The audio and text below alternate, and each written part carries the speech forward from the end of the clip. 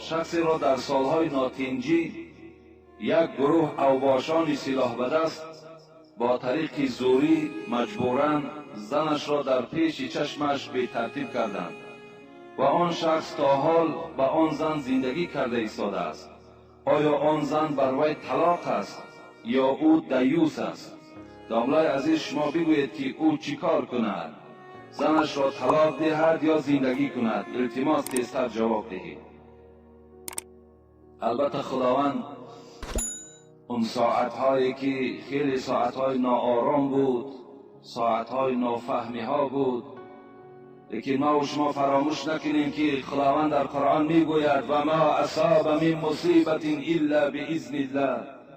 هر مصیبتی که به سر فرزند آدم می آید، هر آینه می آید، به اجازت من می آید. یعنی اون زمانهایی که بالای ما بود چه یک زمانهای خیلی ناخوبی بود. برای اهل خرد به نهایت یک زمانی بسیار بد بود، لیکن الحمدلله که این آرامی ها و این شرایط های بهترینی که ما و شما الحال داریم، و این شرایط ما و شما اولا شکر کننده باشیم. و حبیب خدا میگوید کل شیء بالقدر. همه حالت هایی که از شما خواه خوب بشود خواه بد بشود و تقدیر وابسته است. در تقدیر مردم تاجیکستان این ناآرامی کشیده بوده است و ما و شما یک زمان این از بالای سرمان سپری کردیم و دائم باید ما و شما چی در آشکارا و چی در خلوت دعا کننده باشیم که خداوند این حالت دیگر بالای ما و شما نآورد. بسیار حالت ناخوب بود. یک حالت ناخوبش مرحمت انا همین سؤالی که الحال برای ما ایصال شد. این یک زنده، صدها زنها بی ترتیب شدند. لیکن این معنی را ندارد برادر عزیز که این مرد دیوس باشد. دیوس مردی هست که خود میداند که زن او بی ترتیب است، دختر وی بی حیا است و با این بی ترتیبی و بی حیایی دخترش وی چه است؟ صبر کننده است، وی قناعت کننده است، وی راضی است. اینا دیوس میگویند. دیوس اون نفری نیست که در پیش او زن و دختر وی بی ترتیب کنند و این مرد حکمی به دیوسی داده شود، بلکه با این زن زندگی کردن وی با طریق اولاد جایز است. این به خواهش نه زن شد نه به خواهش شوهر زن شد. اگر مبادا در خانه یکی از ما و شما نفرهای دزد درآید و برای آن که از ما و شما یک مبلغ معینی را ستانده گیرند، در پیش ما و شما آنها قادرند که دختر و زن ما و شما را تجاوز کنند. چگونه که امروز کیناهای اروپا غرب برای ما و شما تعلیم داده ایستاده، نشان میدهند که دزدها وقتی در خانه میدرآیند برای آن که پول اون مرد گیرند، اولا از دختر و زن وی شروع میکنند تا که مرد وقتی این حالت را میبیند دیگر هر چی که دارد برای او دزد تسلیم میکند. امروز این مردم غرب، این دشمنان اسلام برای ما و شما این گونه تعلیمات کرده ایستاده. رئیس جمهور در برآمدش چی گفت؟ در یونسکو گفت تروریسم این معنای او ندارد که یک نفر قتل کند، بلکه این کینه‌های فحش و فاحشگی که الحال برای مردم ما آمده ایستاده است، این هم تروریسم است. این از تروریسم بدتر است. این رئیس جمهور گفت. اگر ما و شما به گوش گوش کرده باشیم، راست گفتند، خوش به حالشان، بسیار گپی نیک گفتند.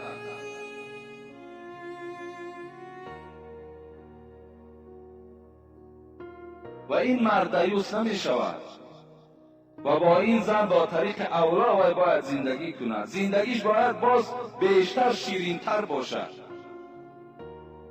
هیچ داغی باید در زندگیش نباشد، زیرا اینها به خواهش نه مرد شد نه زن شد.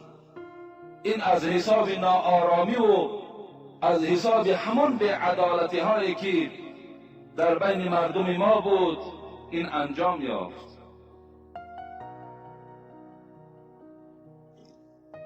السلام علیکم داملای شیرین سخن.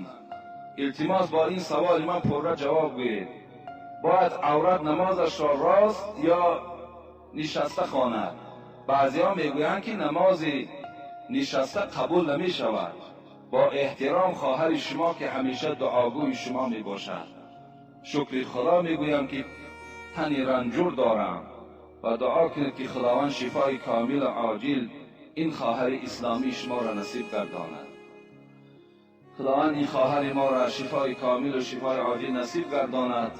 و این سؤالی که کردن، ما چندین بارها گفتیم که کدام زنی که نماز نشسته خواند وای نماز نیست. چی سین و سال پیرانسالی داشته باشد، چی جوان باشد، باید نماز راستا خوانده شود. این کدام انسان در بین این مردم مسلمان این عمل سیئه را، این عمل خیلی زشت در بین مردم ما اعلان کرد، وای کی باشد؟ وای به حالش که نماز برای زن و مرد فرق ندارد، باید نماز راستا خوانده شود. کدام مادرهای شما، خواهر و زنهای شما اگر نماز نشسته خوانند به آنها خبر دهید که وای ترک فرض میکند. نماز راستا خواندن فرض است. اگر در نماز ما و شما یک فرض ترک شود، نماز ما و شما باطل بشود. باید خواهر و مادرهای ما و شما این صداهای ما را شنوند. اینا سخن خدا و پیغمبر است که نماز باید راستا خوانده شود. بود یک زمانی که حتی مادرهای ما و شما پاچه هاشون را بدر میکردند و بالای جای نماز نشسته نماز میخواندند. باور کنید این کدام دشمن اسلام در بین این مردم ما اعلام کرده است؟ این ممکن نیست. زن عذر دارد باید نشسته نماز خواند. اینا کی میگوید؟ اگر مردم عذرناک باشد وای باید نشسته خواند. اگر عذر چی در مرد باشد، چی در جوان باشد، چی در زنها باشد فرقی ندارد. عذر برای همه عذر است. قوت راستا نماز خواندن نداره، نشسته نماز خوانید. نشسته نمیتوانید، دراز کشیده نماز خوانید. لیکن نشستن تماما در یگان خبرها آمدگی نیست که باید نماز نشسته خواند. السلام علیکم استاد حاجی مرزا، خواهش میکنم که با این سوال ما جواب گردانید. ما یک گروه مخلصان شما از ناحیه حمدانی، کلخاز مراد رحیموف، ما در مسجد محله همان نماز تراویح میخوانیم. بعد ختم تراویح سلام دادن نماز مردم خسته میروند. شما درباره اینها چی گفتنی دارید؟ دوم، در کلخاز ما یک مسجد است. یکم سوالش جواب میگردانیم. یعنی کسانی که ما نماز خواندیم تمام کردیم، یعنی بعد نماز باید که ما و شما ایستاده دعا کنیم. باید از پروردگارمان دعا طلب کنیم، زیرا الدعا هو العباده است. الدعا مخ العباده است. دعا خودش عبادت، دعا خودش مغز عبادت است. همون دستایی که شما میبردارین و از پروردگارتان زاره و تولا میکنید، وای هم در نزد پروردگار نماز نویسانده میشود، وای هم در نزد پروردگارتان عبادت نویسانده میشود. باید که بعد نماز ما و شما نشسته دعا کنیم که خداوند این عبادتی که ما داریم وای قبول بگرداند. باید که ما و شما دعا کنیم. اگر مبادایی که کسی ضرورت دارد، برای ضرورت اجازت است که وای مسجد ترک کند یا بین همون صفها را ترک کند، از پای کار شود. برای ضرورت میلش، لیکن بی ضرورت خستنی شما دا شما ترک سنت میکنید.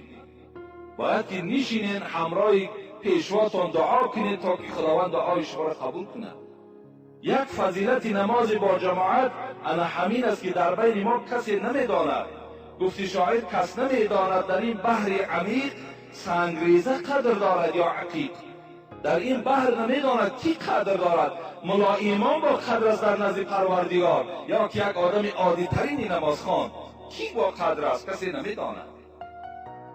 یک فضیلت جماعت همین است که شاید که با دعا یکی از همون قومیت خدا